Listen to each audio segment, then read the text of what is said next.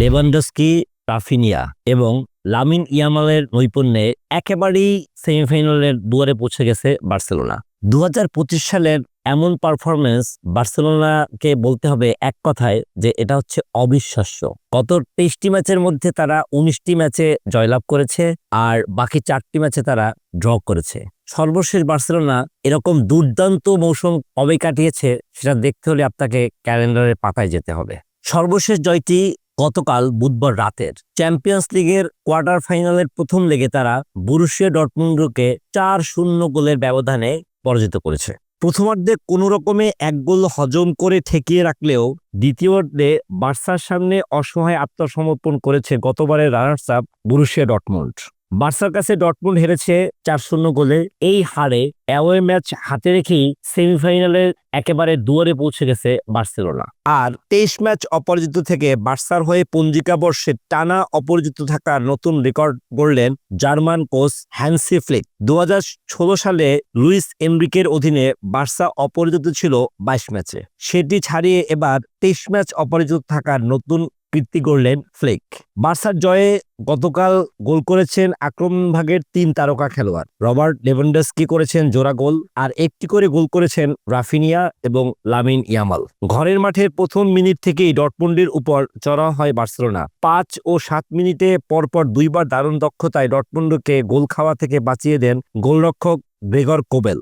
ইয়ামালের প্রচেষ্টা নষ্ট করার 2 মিনিটের পর ঠেকিয়ে দেন লেভানডস্কিকে। শুরুর জ্বর সামলে ধীরে ধীরে থিতু হওয়ার চেষ্টা করলেও বার্সার আক্রমণে বেশ চাপেই থাকতে হয়েছে সিগন্যাল ইদুনা পার্কের দলটিকে। ম্যাচের 14 মিনিটের মাথায় বলার মতো কোনো আক্রমণে যায় ডর্টমুন্ড, যদিও তা বার্সাকে দুশ্চিন্তায় ফেলার মতো তেমন কিছুই ছিল না। হুটহাট কিছু প্রতি আক্রমণ বাদ দিলে ম্যাচের প্রথম 20 মিনিট ছিল বার্সার আক্রমণ বনাম ডর্টমুন্ডের রক্ষণের লড়াই, যেখানে বার্সার একের পর এক আক্রমণের অসাধারণ ঠেকিয়ে দিয়েছেন ডর্টমুন্ডের রক্ষণ। তবে এমন কোণঠাসা হয়ে থাকার খেসারত দিতেই হতো, সেটা ডর্টমুন্ড দিয়েছে ম্যাচের 25 মিনিটে। ফ্রি কিক থেকে বল পেয়ে গোল করেন রাফিনিয়া। তবে রাফিনিয়ার এই গোলের কারণে মন খারাপ হতে পারে ডিফেন্ডার পাউ কুবার্সিসের। রাফিনিয়া পা না লাগলে কুবার্সিসের বাড়ানো বলটি জালে জড়িয়ে যেত, কিন্তু শেষ মুহূর্তে পা লাগিয়ে টুর্নামেন্টে এখন পর্যন্ত সর্বোচ্চ গোলদাতা নিজের গোল সংখ্যাটা আরেকটু বাড়িয়ে নেন রাফিনিয়া।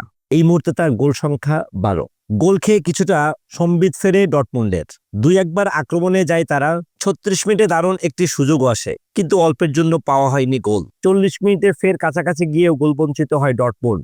অন্যদিকে গোল না পেলেও বার্সা নিজেদের আক্রমণের ধারা ধরে রাখে। তবে দ্বিতীয় গোলের অপেক্ষা থেকে বিরতিতে যেতে হয় কাতালান শিবিরকে। বিরতির পর ব্যবধান বাড়াতে অবশ্য খুব বেশি সময় লাগেনি বার্সার। লামিন ইয়ামালের ক্রসে রাফিনিয়ার হেড লক্ষ্য না থাকলে আরেকটি হেডে ঠিকই সেই বলের জালের পথ দেখান লেভানডস্কি। 2 গোলে এগিয়ে যাওয়ার পর আরও আত্মবিশ্বাসী হয়ে সামনে আসে বার্সা এবং আদায় করে নেন আরও 2টি গোল। 66 মিনিটে নিজের দ্বিতীয় গোল করেন লেভানডস্কি। এটি চলতি মৌসুমে তার 40তম গোল। এরপর দারুণ ফিনিশিং এ লক্ষ্যভেদ করে দলের স্কোর 4-0 করে ফেলেন লামিন ইয়ামাল। আগামী 15 এপ্রিল ডর্টমুন্ডের মাঠে দ্বিতীয় লেগের ম্যাচে মাঠে নামবে 2 দল, কিন্তু সেই ম্যাচে যে কামব্যাক করে ফেলবে বরুসিয়া ডর্টমুন্ড, এটা আমি বলবো 99.99% অসম্ভব। গতকালকে রাতে আরেকটি খেলা ছিল, যার দল দুটি ছিল পিএসজি বনাম অ্যাস্টন ভিলা। এমি মার্টিনেজের অ্যাস্টন ভিলাকে ডুবিয়ে জয় পেয়েছে পিএসজি। জয়টা তো আরো বড় ব্যবধানে হতে পারত। অ্যাস্টন ভিলাকে চ্যাম্পিয়ন্স লিগের শেষ 8-এর প্রথম লেগে 3-1 গোলে হারিয়ে এমনটা মনে হতেই পারে পিএসজি কোচ লুইস এনরিকের। ম্যাচের একের পর এক গোলের সুযোগ হাতছাড়া না হলে আক্ষরিক অর্থেই আরো বড় ব্যবধানে জিততে পারত পিএসজি।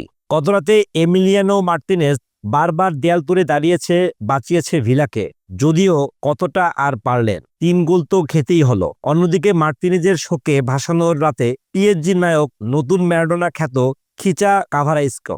ম্যাচ জুড়ে দারুণ খেলা এই ফুটবলার করেছেন অসাধারণ এক গোলও। অন্য 2টি গোল দেসিরে দোয়ে ও নুনো মেন্ডেসের। আর ঘরের মাঠে পাওয়া এই জয়ে সেমিফাইনালের পথে অনেকটাই এগিয়ে গিয়েছে পিএসজি। পিএসজির মাঠে শুরু থেকেই ম্যাচে ছিল একতরফা। স্বাগতিকদের একের পর এক আক্রমণ ঠেকানো যেখানে ছিল অ্যাস্টন ভিলার মূল চ্যালেঞ্জ, প্রথম 25 মিনিটের পরিসংখ্যানে থেকেই সেটা দেখে নেওয়া যাক। পিএসজি 78% বল দখলের বিপরীতে ভিলার দখল ছিল মাত্র 22% বলের দখল। পিএসজি 60টি শটের 3টি লক্ষ্যে রাখলেও ভিলা কোনো শটই নিতে পারেনি। আর্জেন্টিনার বিশ্বকাপ জয়ী গোলরক্ষক এমিলিয়ানো মার্তিনেজ সুপার সেভ না করলে তখন পিছিয়েও থাকতে পারত ভিলা পার্কের ক্লাবটি। তবে স্রোতের বিপরীতে গোল ধরে রেখে 35 মিনিটে গোল খেয়ে বসেন পিএসজি।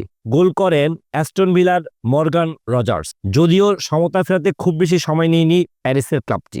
দুর্দান্ত খেলতে থাকা দলটিকে দারুণ এক গোলে সমতায় ফেরান দেসিরে দোয়ে। বক্সের বাইরে থেকে মার্টিনেজের মাথার উপর দিয়ে শট নিয়ে বলে জড়িয়ে দেন। বিরতির আগে আরও সুযোগ তৈরি করলেও শেষ পর্যন্ত আর কোনো লিড নিতে পারেনি পিএসজি। প্রথমার্ধে একের পর এক চেষ্টা করেও না পারলেও দ্বিতীয়ার্ধের শুরুতেই এগিয়ে যায় পিএসজি। দারুণ এক আক্রমণে বল পেয়ে অসাধারণ দক্ষতায় বক্সের ভেতরে ঢুকে পড়েন কাভারভেস্কি। এরপর মার্কিংয়ে থাকা ডিফেন্ডারদের বোকা বানিয়ে দারুণ এক শটে মার্টিনেজকে ফাঁকি দিয়ে পিএসজিকে এগিয়ে নিয়ে যান। আর শেষ পর্যন্ত ম্যাচের যোগ করার সময়ে তৃতীয় গোলটি আসে। গোল করেন মেন্ডেস। এই গোলেই নিশ্চিত হয় পিএসজির 3-1 ব্যবধানের জয়। আগামী সপ্তাহে অনুষ্ঠিত হবে দ্বিতীয় লেগের খেলা। আমার কাছে মনে হয় না সেই ম্যাচে পিএসজিকে হারিয়ে অ্যাস্টন ভিলা লিড নিয়ে সেমিফাইনালে উঠতে পারবে।